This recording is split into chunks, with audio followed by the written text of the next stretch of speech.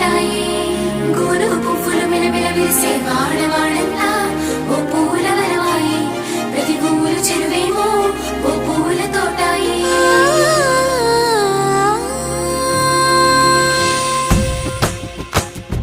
పచ్చ పచ్చని పల్లె పచ్చని పల్లె మబ్బుల్లో లేసింది వాకిళ్ళు ఊడ్చి ముగ్గులు పెట్టింది